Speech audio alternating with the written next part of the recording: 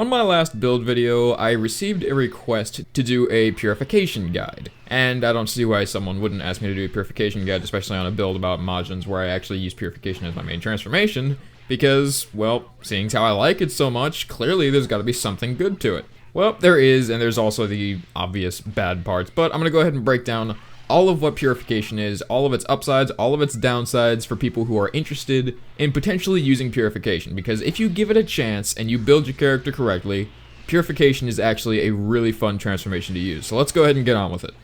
So let's just go ahead and address the elephants in the room. Obviously, purification turns you into Kid Buu. I know, pretty lazy. I've said this before, it is indeed a lazy transformation. It kinda sucks that the only thing you keep that's actually unique about your character is your skin color, but whatever, this is what we got. It also changes your movesets, and yes, it does indeed drain stamina. So obviously the name of the game here is don't get hit. Luckily, purification does give you a ton of tools to avoid getting hit. So let's go ahead and talk about them. First, let's talk step dashing. Now, if you don't know what step dashing is, you pretty much just press LT in a certain direction and you dash. That's pretty much it. Not hold it like a boost dash, you just tap it. Well, that is now replaced with a really long distance jump. It's no longer a dash, you actually do like a full jumping somersault. And it's very long distance, it's very quick, and it can be used both offensively and defensively.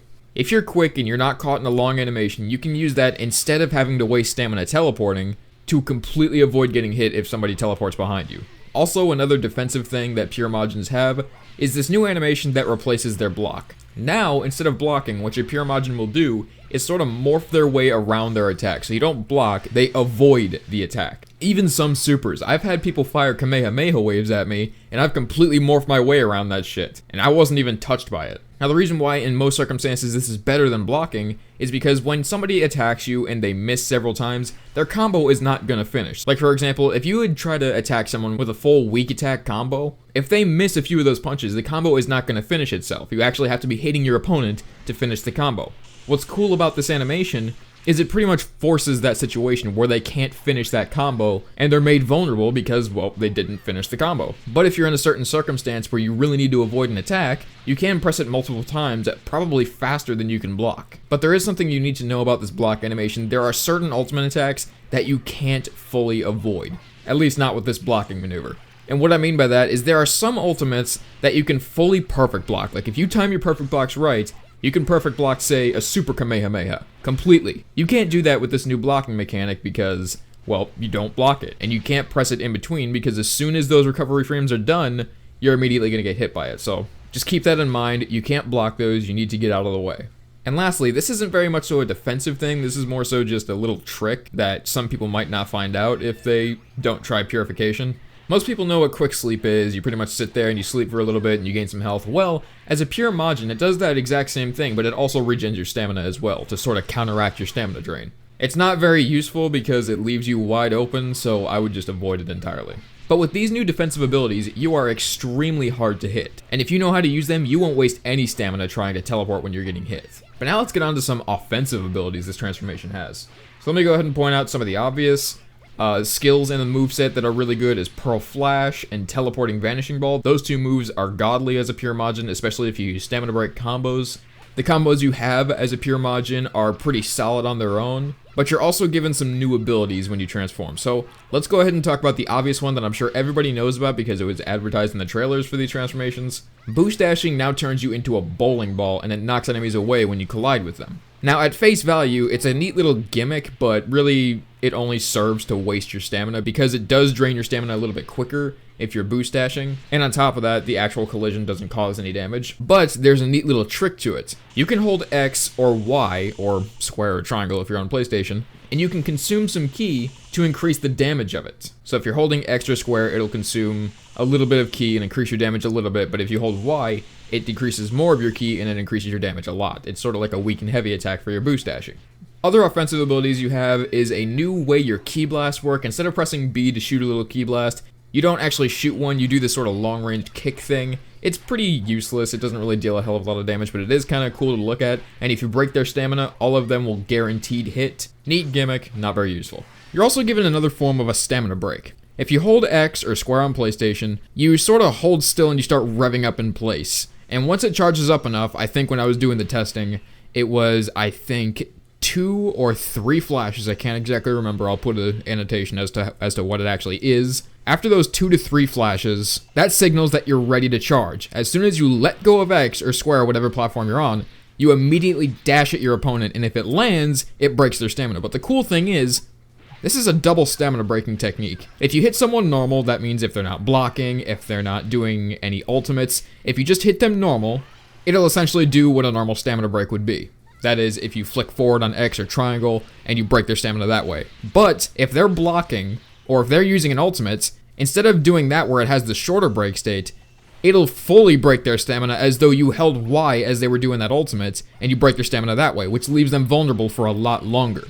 At first I thought this technique was pretty damn useless unless people deliberately held still, and frankly I still find that to be true, considering the only time you'll ever use this is either against people who don't know to move around, or people who use the Super Spirit Bomb, or Gigantic Meteor, or whatever else they have as a long ultimate. But what's cool is this does have an incredibly long distance to travel when you fully charge it up for the stamina break.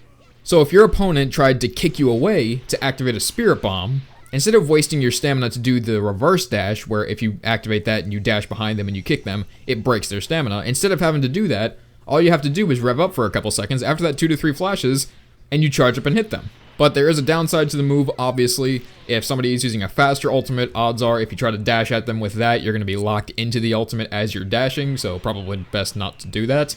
And also, the move is completely linear. You don't track your opponent or anything. Where you're charging is where you're going to go. So if they're using the Super Spirit Bomb and you charge too early, that means when your opponent jumps up to start gathering energy for the Spirit Bomb, you'll go under them and you won't actually hit them. So keep that in mind. Now, if you press Y or triangle as a pure Majin, I discovered this on accident, even though the tutorial for it actually tells you, but I didn't read it because obviously a lot of people just skipped over it.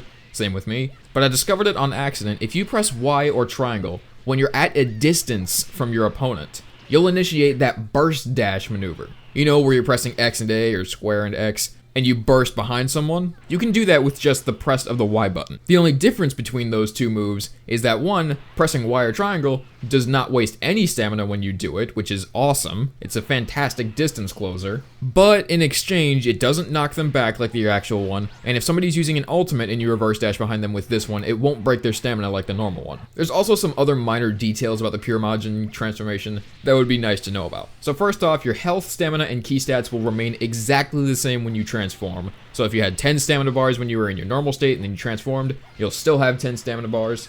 I don't know exactly if your damage stats also carry over, but I have 2 Majin characters, one female, one male, and I tested it on both. My male, who is my tank and doesn't have any attack, dealt less damage with the teleporting vanishing ball than my female Majin did. I don't know if that's got something to do with the QQ bang that I was using, because the QQ bangs were different on both of them. One of them boosted Ki Blast and one of them didn't have any attack stats. Or I don't know if it was actually my customizable stats. I'm not entirely sure.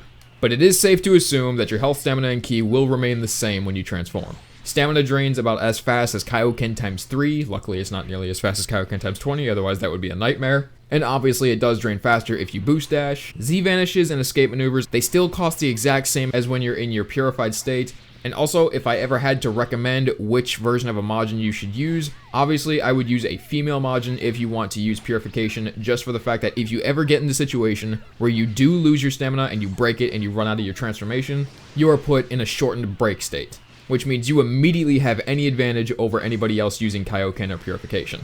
And also, you're kind of not put at a disadvantage for not having stamina. Now, to top this video off, we have addressed its problems, but I have a couple of fixes that I would really want to see implemented for Purification. So let's go ahead and get on with it. So in terms of Z vanishes and snap vanishes and whatnot, I think they should cost half of what they normally cost. So if you try to vanish to continue a combo, it'll cost half a bar. Or if you're getting hit and you try to snap vanish to teleport away from them, it takes 1 bar. That's how I think it should be. The charged stamina break attack that I was talking about, where you hold X to sort of rev up and then you charge and you break their stamina, I think that needs a shorter time because that takes a little too long. And also, Quick Sleep needs to be replaced with some other stamina regaining move, like Rise to Action or Charged Ki Wave. I'd personally prefer Charged Ki Wave just because Rise to Action is kind of broken in the fact that you get 2 stamina bars for 1 ki bar. So Charged Ki Wave, I feel, would be a good ki dump if you don't ever intend on using your supers as a pure Majin. That is my overall guide on Purification. As I said before, guys, I know everybody was just ripping on Purification for just being an overall shit transformation, but hopefully after you've seen this guide and seen a Pure Majin in action, I hope you guys will reconsider, because you may find some great fun in just completely baffling your opponent. It's so entertaining to use. But anyway guys, that's all I got for today. I hope you enjoyed. I'll see you in the next video.